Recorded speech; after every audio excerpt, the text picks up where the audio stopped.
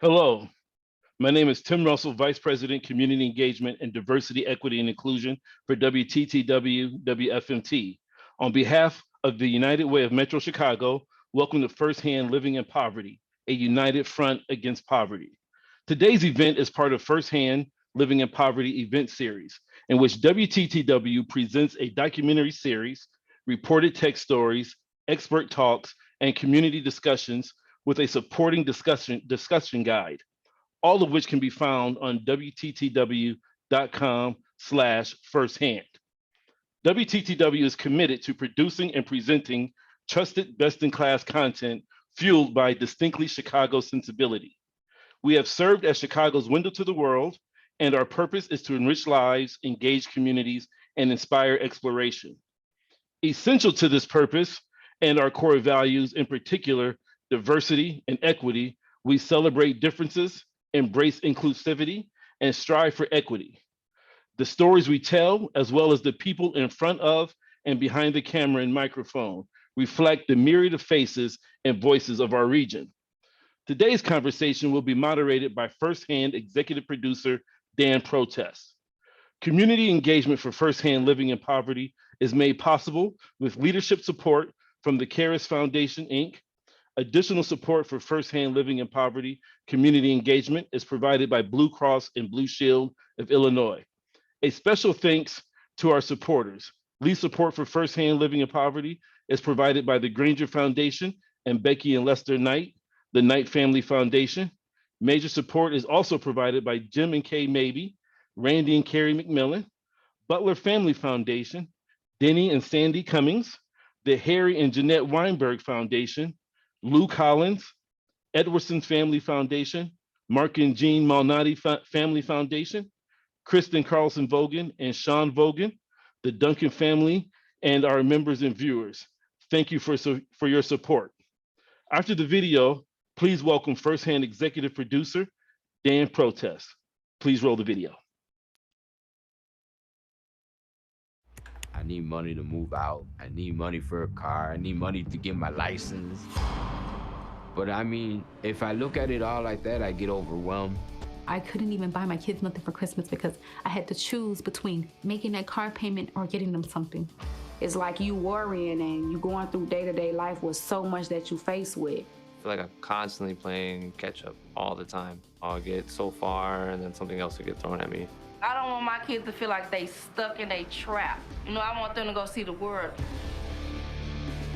I want to get out of the neighborhood. I want to get my family out of the neighborhood. Sometimes when you're a mother, you just have to keep pushing no matter what. I love my daughter. I know she loves me. I want a better life for her. I look to God to take care of me and my family. I know some way, somehow, that He'll make a way for me to make ends meet. I took the opportunity that was given and built something a little better out of it. I try to remain optimistic, and somebody's gonna say, I'll give you a chance. You failed. It's okay. Get back up.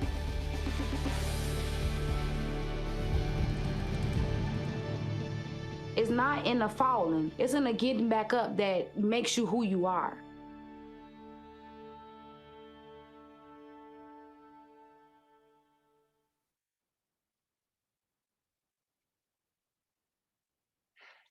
Hello and welcome. I'm Dan Protess, executive producer of WTTW's series Firsthand Living in Poverty.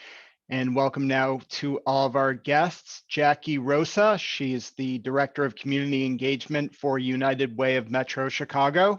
Sara Reschly, the Director of Community Partnerships for the Brighton Park Neighborhood Network. Calvin Holmes, President of the Chicago Community Loan Fund, and Melissa Fonseca, you just saw her there in the trailer. She's one of 5 people we featured in our documentary series, which you can also watch at WTTW.com/firsthand. And while you're there, you can also watch a talk delivered by Calvin Holmes.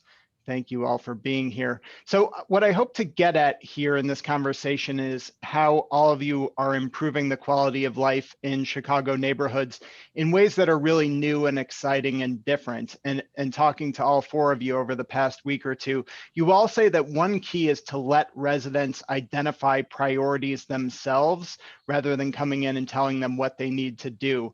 But it also seems that you're all focused on taking a really holistic approach to addressing a community's needs rather than just tackling one issue at a time.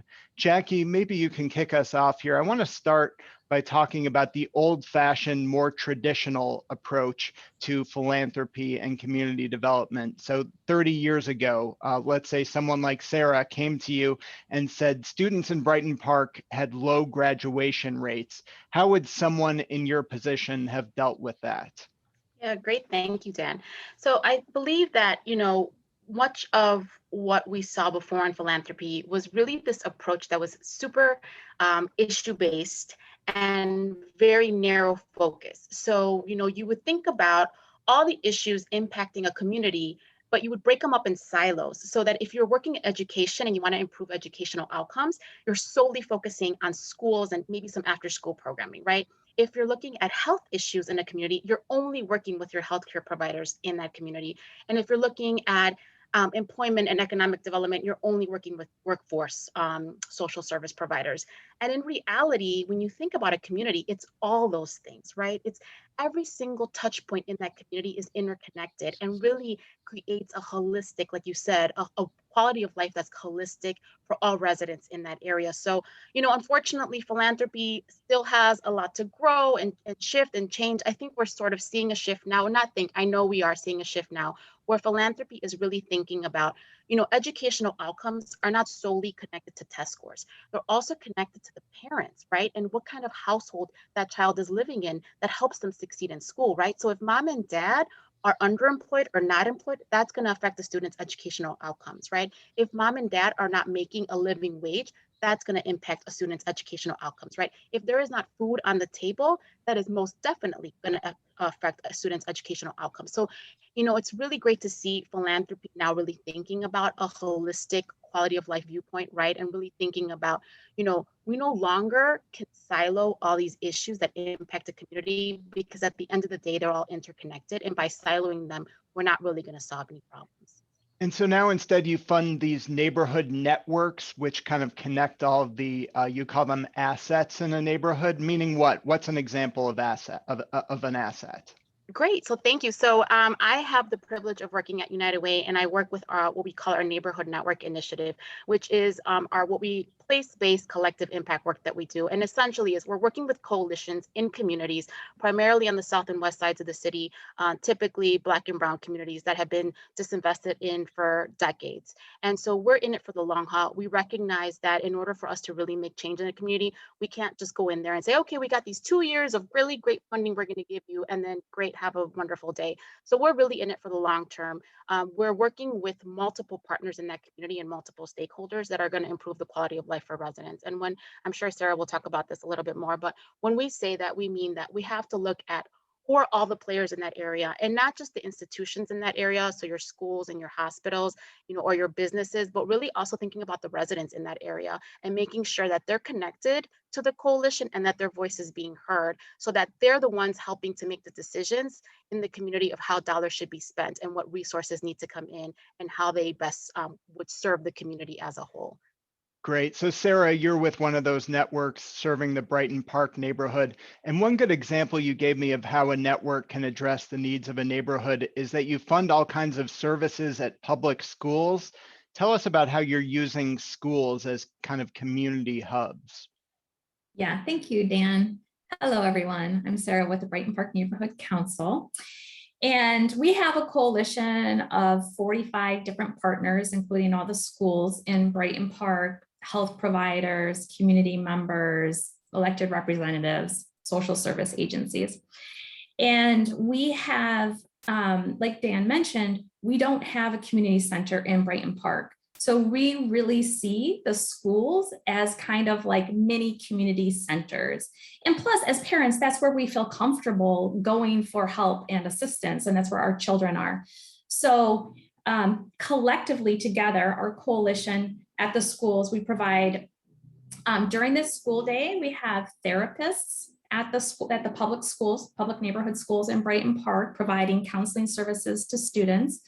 We have a parent mentor program, which is like a parent leadership development program for parents that is a really cool program because it not only like we place parents in the classrooms to work alongside the teachers. And so it helps the teacher, it helps the students, like tutoring the students, but it also kind of grows the skills of parents as well.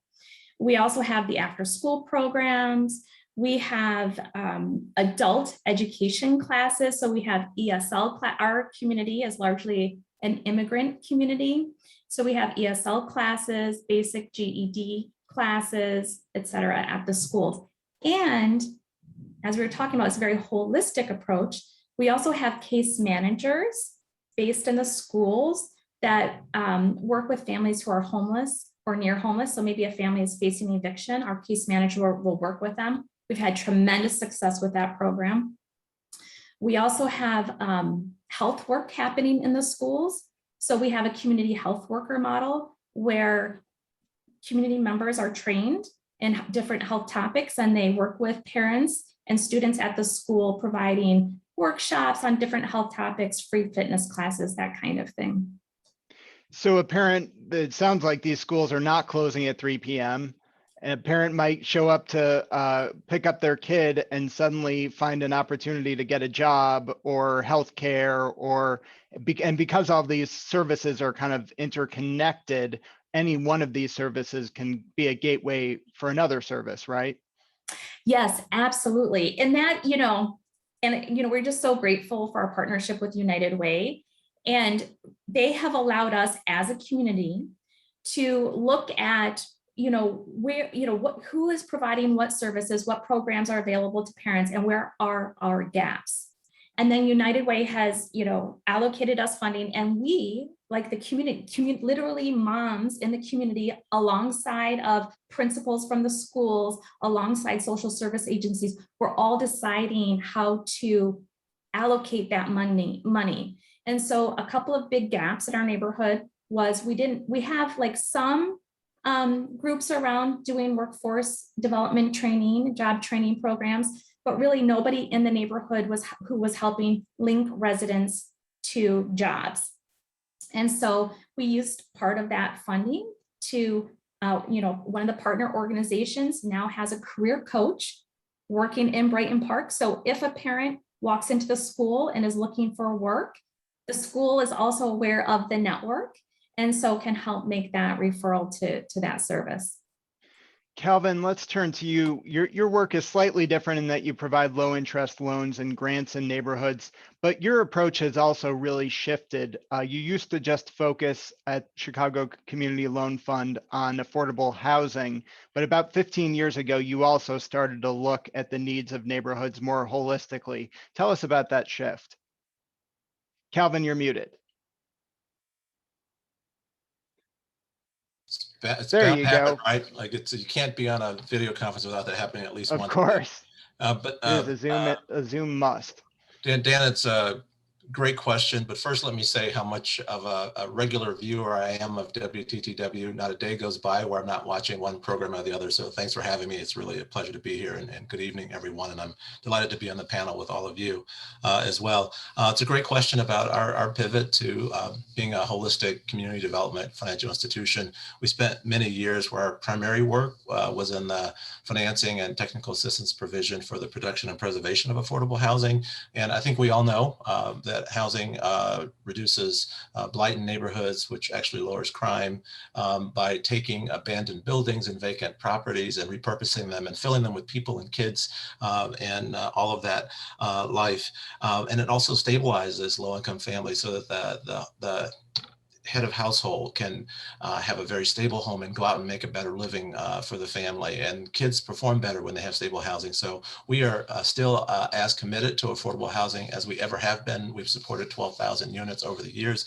But as you said, 15 years ago, we started to reflect on ways that we could accelerate the growth and change in lower income communities. And we recognized that there were additional pillars or drivers, if you will, to produce healthy neighborhoods. And as Jackie's talked about, this holistic approach allowed us to invest in other sectors and other asset classes that would help communities get back on their feet faster. So we started to provide more loans for project types called community facilities. And those are spaces that are typically operated by nonprofits, but include arts and culture venues, recreational facilities. And in fact, two of our recreational facilities are two of the largest indoor youth recreational facilities in the state, the US Bank Pullman Community Center in Pullman and the Access Tennis Village in Washington Park. The community facilities also includes charter schools as well as nonprofit office and programming space. We went further to also make loans and provide technical assistance to people who are developing retail properties. And it's all types of retail, right? It's a single store like an AutoZone, or it could be a mixed use property where there are apartments above and retail stores on the lower level and a lower income underinvested retail corridor. And we also support retail strip centers in lower income communities across the region. And then last but not least, we've maintain our legacy role supporting social enterprises where a nonprofit has a profit generating business in a lower income community to create jobs and provide workforce development services to that neighborhood. So this holistic approach allows us to support neighborhoods and bringing online for the most essential activities to having a healthy community. And that's what we all want. Now, our name might suggest that we are actually a traditional small business lender for operating businesses, Dan, but we're not. We're mostly a brick and mortar lender with a little bit of lending to select retail businesses, but we know that small business is hugely important. So we sit at the intersection of a lot of community development finance. And in Melissa's case, for example, we can make sure that she is connected to other full service small business lenders so that that fifth pillar of a healthy community is also taken care of. Melissa, when we were filming our documentary about you last summer, it was really clear that all the issues in your life are really interconnected in many ways. You can only go to work if you have childcare, and you have subsidized housing, which gets more expensive if your pay goes up. So really any change in your life can kind of have a domino effect. And I remember last summer I was talking with you and you were having trouble getting reimbursed for childcare. What was happening there and what ripple effect did that have in your life? Well, with the pandemic going on, they had fell behind with the workers not being able to go in office, so the paperwork was getting pushed aside or wasn't being processed. So she was delayed on getting payments. But the good thing is that she's been with me since I've been working at Walgreens. So she continued to watch them, and I felt really bad that she wasn't getting paid. So when I got my income taxes, I ended up paying her. And then when she got in the money from childcare, she gave it back because just like me, my paychecks mean something to me. So I know her paychecks mean something to her.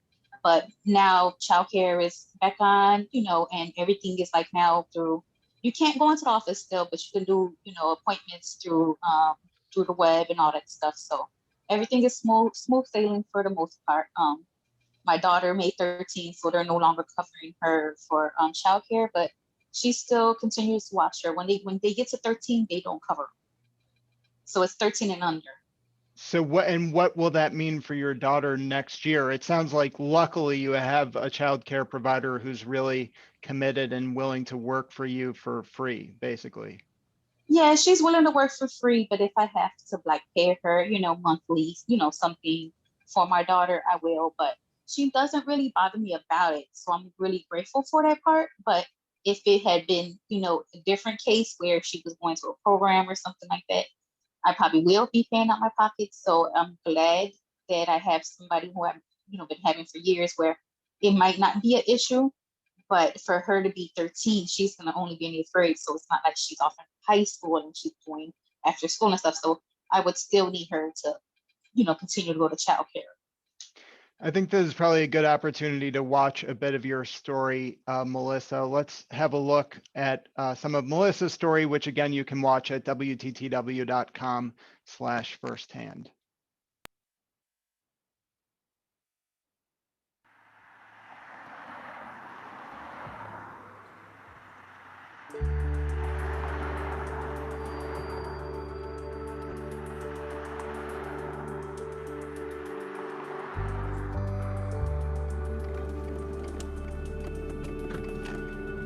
Every day is just about the same thing. Every day I get the same routine. You get up, you go to work, come home, you cook dinner, and go to bed and do the same thing. I'm working at Walgreens. I've been working at Walgreens for about 17 years now. I started off as a cashier, and now I'm a photo specialist there. When I first started at Walgreens, I was making $7.20 an hour. We got a raise like once a year. It could have been somewhere around a quarter to maybe 50 cents for the most. How you doing today? I am good. How you doing today? Oh, trying to say cool. It's so hot outside. It is. It's very hot out there. I'm waiting. Then after that, they raised the minimum wage up. It went up to like $13. After being there for over 10 years, I wasn't even at $13. So it was like a slap in all our face to know that like you've been there all these years and you're still making the same thing as people who's just getting hired. It was tough. I'm not able to live off of minimum wage. I had times where I can literally get paid that morning, and by the afternoon, my whole check was gone. I would never want my kids to see the worries that I have. I'm not gonna have gas for the next couple days. I'm gonna have to make this gas that I do have there and stretch. I couldn't take my kids to McDonald's if they asked for it. I couldn't give them money to go to the book fair at school because I didn't have it. Because it was either going towards rent or a certain bill. I barely get by.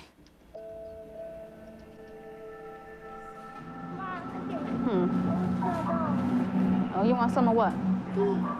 Oh, we don't need a shopping cart. Mommy's just gonna get a few things. Ooh, grab that one. I would like to see a change of employment. I got it. But what else could I be doing with the education I have? I need 2 more. There we go. You can't get hired with just a high school diploma. I don't feel like I'm smart enough to go to school, but I feel like if I wanted something better than a minimum wage job, I have to get a higher education. Oh, okay. What you gonna get? You gonna get candy or you want chips? And it's like, how can you get it? You gonna get one, Mike? I get 2. You can't try to work on yourself and also have a job and be a parent too. So it's like something's gonna have to be pushed to the side. Thank you. Who's gonna help with the bag? Come on, let's go. Melissa, will you give us a quick update? Are you any closer to going back to school? I am. I did end up going in. I registered. I did my financial aid. I have a placement test essay that I have to do. And once I get that done, which I have help, people have been reaching out to me. I'm like, we're going to help you with it. They're helping me practice for it. So I have to get that done within the next week or two so I can enroll into fall classes. That's wonderful. Congratulations. Thank you. Jackie, let's turn to you. So you want neighborhood networks to engage the community, to let members of the community kind of take the lead in improving their own neighborhoods. But as we saw in Melissa's story, people are really busy. How do you get community members to show up and get involved? You pay them. Just like we get paid to be there, to be in meetings, my salary is paid for me to be in a meeting, so should community members. I'm a firm believer that this is not someone's free time that they are spending. This is quality investment in a community that everyone's going to contribute to. And so that contribution needs to be, we need to really have people understand their contribution is super important, and how do you give people back to their time is by paying them. So I think I know Sara is a firm believer in this as well. And one of the things I want to note when we talk about how United Way does funding in community is our dollars are unrestricted, meaning that we truly believe that the community should decide what they want to do with those dollars. And so we don't tell them, okay, you can only use X amount of dollars for after school programs. You can only use X amount of dollars for workforce development. We really tell community, this is the dollars we're giving you.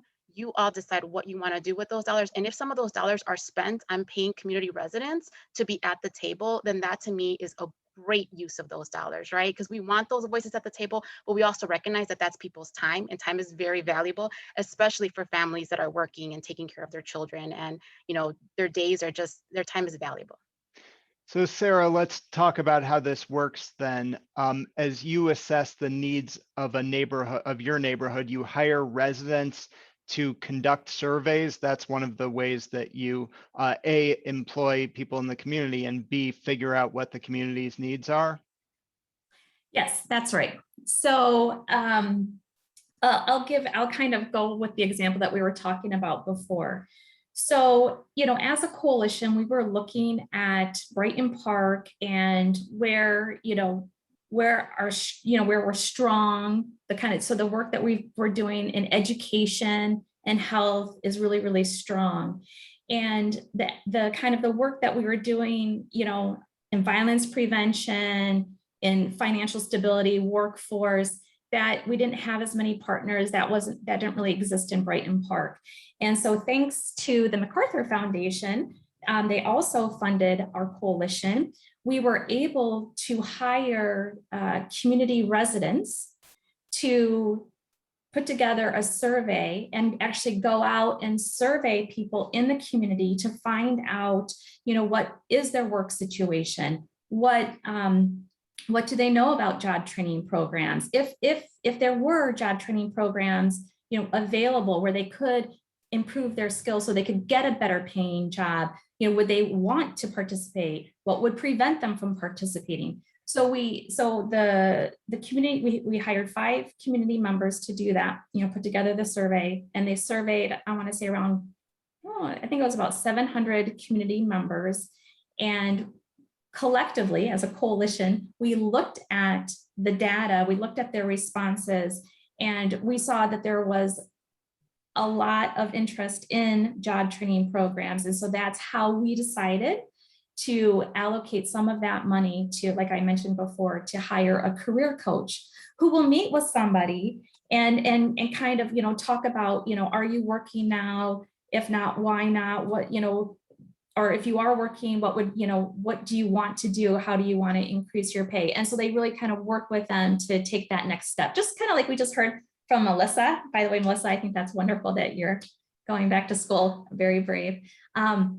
But yeah, so like what else can I do to, increase pay, for my family? And you mentioned violence prevention. The survey that community members conducted in that area actually turned up what I found to be kind of surprising. You were working under the assumption that when you talked about the community's violence prevention needs, that it would all be about street violence, but the survey found something else. Well, yeah, so a couple things there. So our public safety committee, which is part of the coalition, is comprised of different social service agencies, as well as community members, actually most of whom are moms. And when we were talking about, okay, what is our goal in Brighton Park? What do we want to see? We said, okay, we want to decrease violence in Brighton Park by 60%. And the moms on the committee were very clear that we're not just talking about street violence. We're talking about violence that happens within our families as well. And so we have that understanding of when we say decrease violence in the neighborhood, it's violence within our families and street violence. And so we said, okay, at that point, we were getting an increase in funding from United Way. Okay, what strategy do we want to work on first? And again, kind of like you were mentioning, the thinking was, okay, let's do street violence, let's address that first. And the moms were like, no, first, we're going to focus on the violence that happens within our homes. And so at that point in Brighton Park, we didn't have any organizations.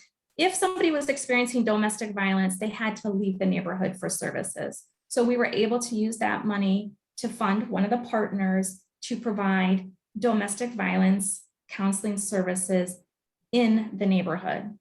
And then what was really kind of cool, again, is a couple years later, MacArthur Foundation came in and we said, okay, an area of growth is in violence prevention. And now, you know, we did another survey. That was a survey of young people. So there, again, similar model. We were already working with some students at Kelly High School, our local high school, students who are the most likely to drop out. And we said, we have this opportunity, we have this funding, you know, how are we going to use it? And so the students created a very basic survey. I think it was like just 7 or 10 questions. And they asked their peers, you know, when do you feel safe? Where do you feel safe? How, you know, what do you think the community needs? And I think as adults, it was hard to see the answers. Basically, young people in our neighborhood don't feel safe in Brighton Park. They feel safe. They mentioned they feel safe downtown. They feel safe going out to the suburbs, but in Brighton Park, they don't feel safe.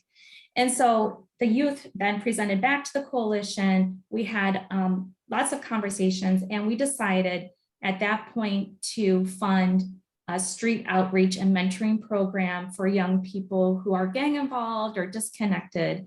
And that's been going on now for a year, and it's been tremendous. So it's been great to be able to have both. Sara, just briefly, someone in the audience wants to know if the survey was conducted in multiple languages. So yeah, that's a great question. So our neighborhood is largely Latino immigrant neighborhood. And so our surveys, we do both in Spanish and English. Calvin, let's bring you into the conversation. How do you figure out where dollars are needed in the communities that you serve? That's a great question, Dan, and I'm glad that Sara brought up the MacArthur Foundation, because I want to say about 15 years ago, the foundation funded an initiative called the New Communities Program. And out of that sprang a citywide effort in neighborhoods on the west side and the south side, and a few, I think, on the northwest side of the city, where nonprofit organizations were pulled together into a community-wide collaboration, nonprofit organizations and other partners into a community-wide collaboration to develop something called a quality of life plan. That was the community's way of mapping out what its vision for its redevelopment, for its regeneration would be. And it included the built environment elements of affordable housing and mixed income housing, stronger and more dynamic and activated retail corridors, better youth and recreational facilities for the kids in the neighborhood, as well as working on people issues like the public safety challenge that the city confronts, workforce development opportunities, financial literacy opportunities, a really broad and holistic plan for how the community would be more resilient, would be more dynamic, a better place to live, work, and play going forward, really conceived by local residents and local leaders. And so my organization routinely tries to understand what is the desires of a community, what have they put together in their quality of life plan, how can we step in and fund or provide technical assistance around certain pieces of that quality of life plan to make sure that we are in lockstep with the desires of the community as it lifts itself up to drive to its next level of optimization and vibrancy. So that's one level of analysis that we conduct to make sure that we're supporting our communities in the way that they want to change. We also try and make sure we understand what our public sector partners are doing in a community. So I think most of us know that Mayor Lightfoot has a large $1 billion initiative called Invest Southwest that is trying to, I think Commissioner Cox, who's the commissioner of the Planning and Development Department, said that what they want to do is to light up the long underinvested commercial corridors by attracting and investing $1 billion in select neighborhoods neighborhoods around the city to really give them a fighting chance and to invite private sector investment into those neighborhoods. So we make sure we understand those types of development initiatives. Out in Aurora, they have a new economic development initiative called Invest Aurora, which in some ways is similar to Invest Southwest in the city of Chicago. And then I think we all know that we have fantastic regional planning bodies such as the Chicago Metropolitan Agency for Planning and the Metropolitan Planning Council that do a whole host of region-wide studies, city studies, and neighborhood market studies to help us all appreciate the development opportunities that we have in many of our low wealth communities around the city. So by being a student of those homegrown and community-driven plans, as well as the public sector and the planning plans that come out of our planning agencies, it helps us better align our capital with the needs of the community and the desires of the community. And you live in South Shore, and you told me that because you're visible in the community, sometimes you're just approached by people who recognize you, and including when you're trying to enjoy a dinner out with your family. Yeah, that does happen periodically, but I'm 6'4", Dan, which you might not be able to tell from the Zoom call. So that's another way in which you can't miss me if I'm out and about in the neighborhood. But I'm a longtime resident of South Shore. I'm really proud that I live in one of the communities that my organization invests in. And I'm also really proud that well over 80% of people that work at the Chicago Community Loan Fund actually live in the very communities where we place our bets. And we're happy to do that every day. But yeah, I've got some good stories for you. We've recently started a new initiative, and it came about because I was out at a restaurant and I was seen by the local alderperson, and she came up to me and said, "I've got something I want you to work on. So let me tell you all about it." And she did just that. Spell that out though. What's the importance of you living in the same community where you're investing? So like when someone comes to you and says they have a vision for a theater or a restaurant, what do you think you might see in that vision that maybe a downtown banker would not? Well, I can see oftentimes a lot more possibility than they might. I usually have firsthand knowledge of what the customer base looks like, how much of a crowd they're going to get, how much of a draw they're going to have. I'll give you an example. We recently were literally underwriting a loan in my neighborhood. And I actually have gotten my 50-plus-year-old niece to start working again, Dan. So I go out for a run every morning now, and I get to jog past this charter school.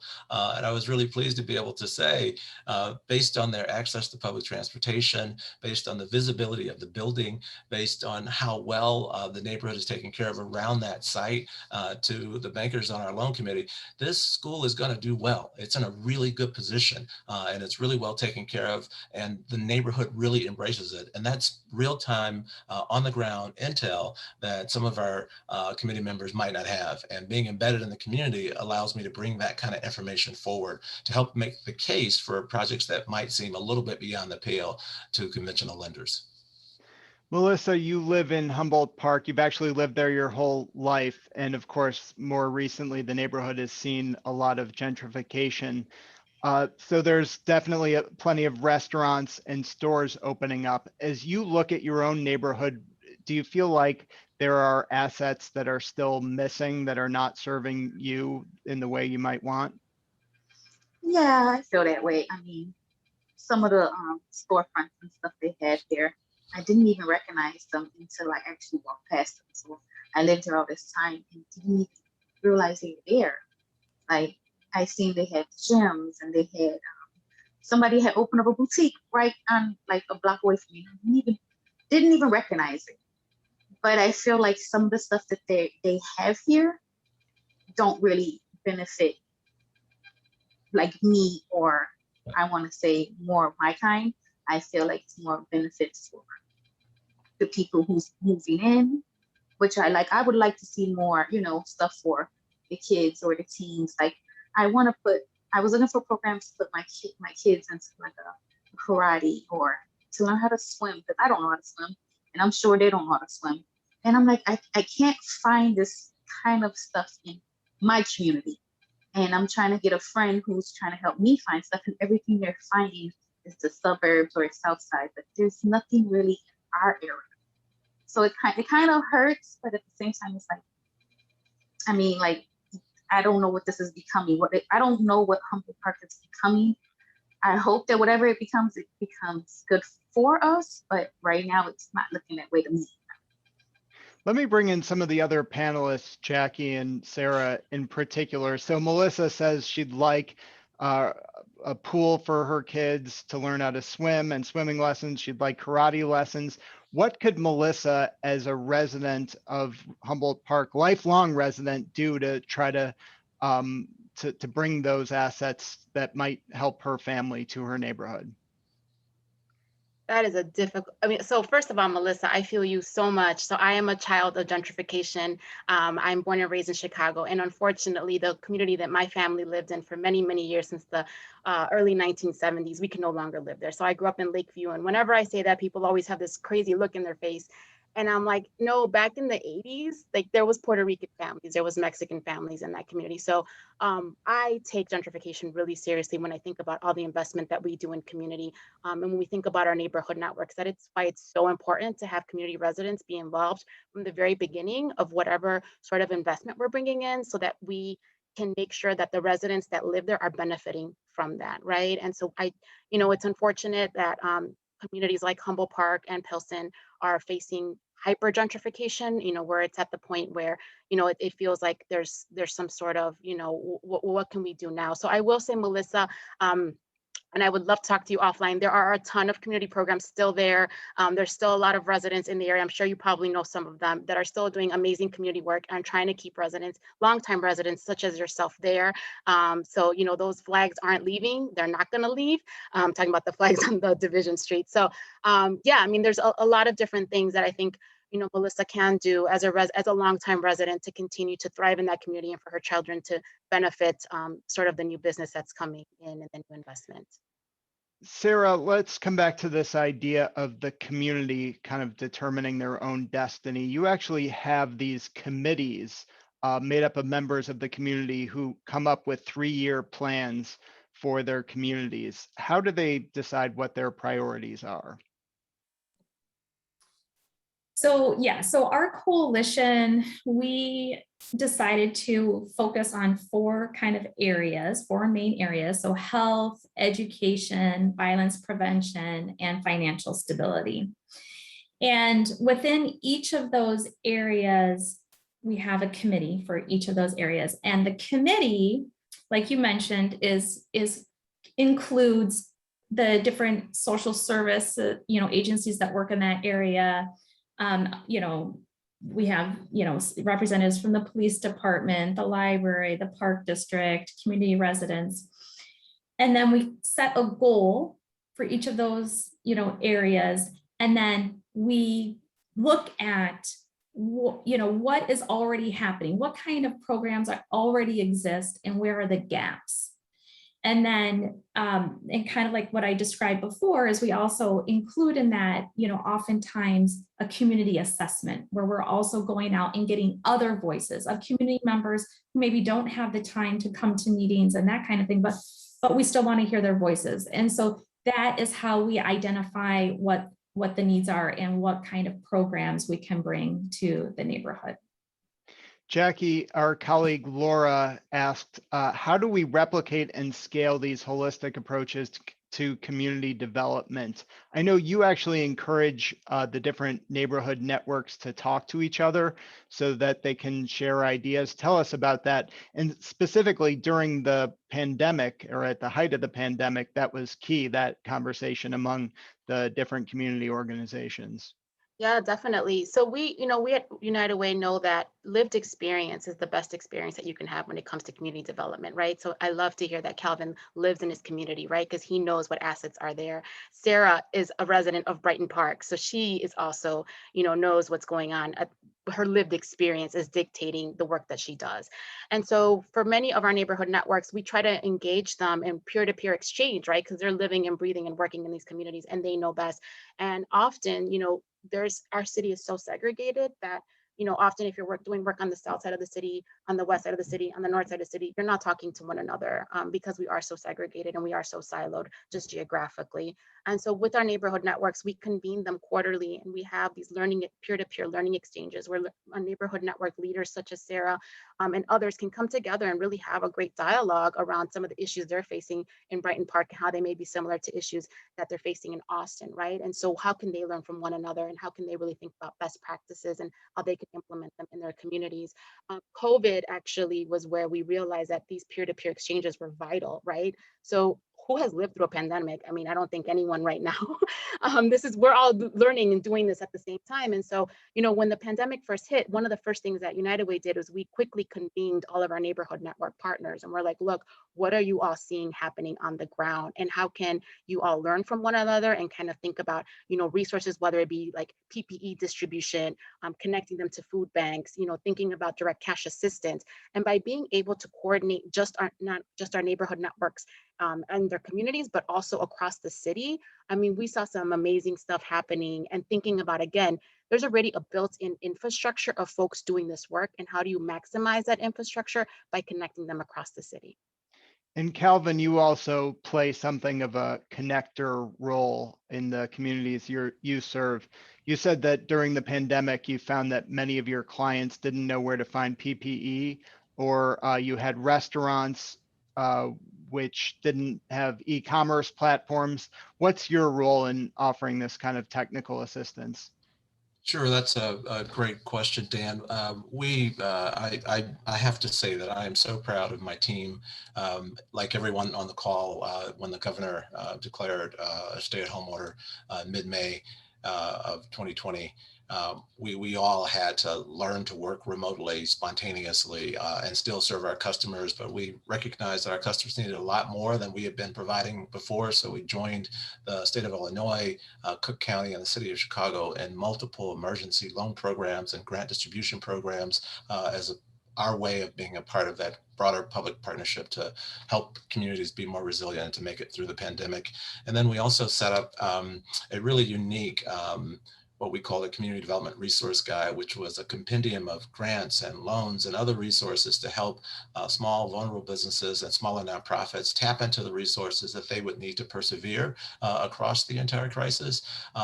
And on top of that, we created a virtual call center. We'd never been in the call center business, for example, but we were very innovative and creative. And we worked with a local African-American owned consulting firm based on the West Side to set up this virtual call center that allowed individual small business owners, many of them 1- and 2-person companies, as well as really tiny nonprofits, agencies with 3 employees, for example, to call in and to get hand-holding for an hour to walk them through how they could apply for a Paycheck Protection Program loan, which we wanted to make sure they got the forgiveness, whether they qualify, and to actually hand them over to a bank that was willing to work with them, because many of the traditional institutions were focusing on their larger customers, and the smaller customers, as we all know, got short shrift across the Paycheck Protection Program. So we had that call center in operation for about 4 to 5 months, and we're really pleased that 110 very small, very vulnerable businesses and small nonprofits were able to get the assistance, and we helped them achieve $1 million in financing, which preserved about 120 jobs for these very small, vulnerable companies. We even had one incident where one of our customers couldn't access PPE, not PPP, and we were able to just ship an order of that to his store so that he wouldn't have to turn away any neighborhood residents from the services that they needed in the store in Woodlawn. So we just really stretched ourselves in as many ways as we could, Dan, to make sure that our customers in the community could come through this pandemic in a better position than before. Melissa, let's show some more of your documentary now. This is from the last segment of your story, where we learned that you're actually now starting your own business. Let's take a look.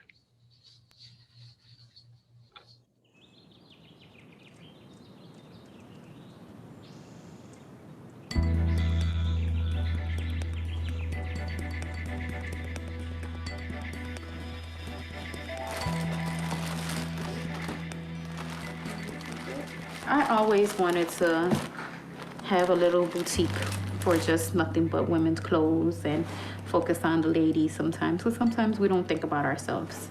And I never actually like put my all into it, and I've been thinking about it for I don't know how many years. So I was like, you know what, let me try to push myself and order a few things and see how this picks up. This is a large. I sell them on Facebook. I created a Facebook page. I sold about a good, I want to say 20 outfits. Sometimes I would take pictures of myself in certain things, because if they see it on you, they'll probably feel like, okay, if it looks good on her, then it's gonna look good on me.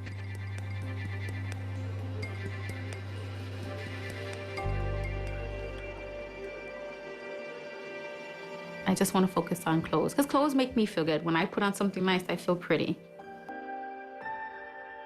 I had my kids, I lost confidence in myself. The times that I did feel the happiest or feel the prettiest is if I had something new. I felt comfort in clothes. I feel like a different person when I put them on. I get a lot of compliments. I love compliments. I'm coming down. Okay. Ooh, they got lights now. I'm praying that this is a ticket out of Walgreens job, so I can just be like, I resign. Walk in. I resign. Little different. My mom loves the idea. She loves it, and she hopes that it takes off so that I can become a boutique owner.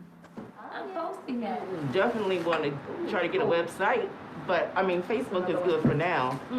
But you also want to like work on getting, like I said, like your business structure, getting your federal tax ID. You're gonna have to charge them tax on the merchandise you sell them. Oh, wow. Yeah, that's important. You are right. Melissa, how is your business going? I have my good days and bad days. It seems like now, like it's a theme. Like it seems like a lot of people is trying to, pick it up. And I feel like there's enough money out here for everybody. So I'm not gonna fault no girl or no person who's out here trying to make something better for themselves. And this started off with me using my stimulus money.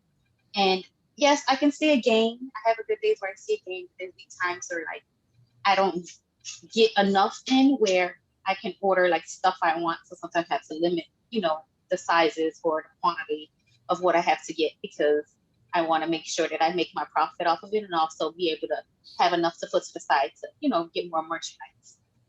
And something you just said bears repeating. I think you received your federal stimulus money and you put that into your business.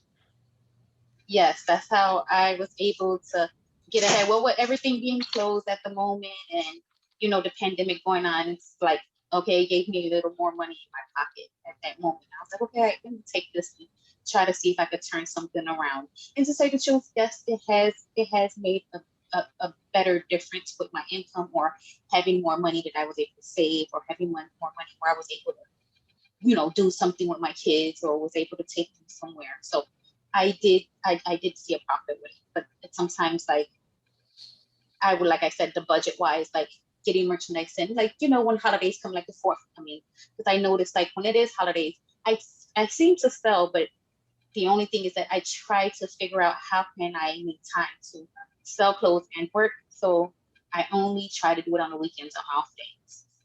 And Calvin, you work with entrepreneurs. Any thoughts about Melissa's business? I do, Dan, thanks. I'm chomping at the bit, Melissa. I have a network of mission-driven small business advisors that would love to meet you and love to help you grow your enterprise. So we're going to connect after the show, and I'm going to make sure you get some additional ideation to help you meet your dreams. And this has happened a few times for Melissa during the course of this project. She's been connected with people like Calvin, someone from City Colleges, in a previous conversation we had. It should not be up to a television station to spotlight someone's story for them to be connected with resources. Jackie and Sara, any thoughts about that, about how everyday working people who are working at Walgreens like Melissa can become better connected with resources without having to go on TV and share their stories? Well, that's right. I mean, that's the whole point of our neighborhood network. We are truly a network of different partners So when we come into contact with community members, whether that's at the schools or, through, other events, community resource fairs, that kind of thing, when a community member is served by one organization, then that organization starts to talk to the community member about all of these other services and programs and opportunities, so that community residents understand what is available for them and they can take advantage from any of the programs or services that they would benefit from. And again, I just want to shout out to United Way.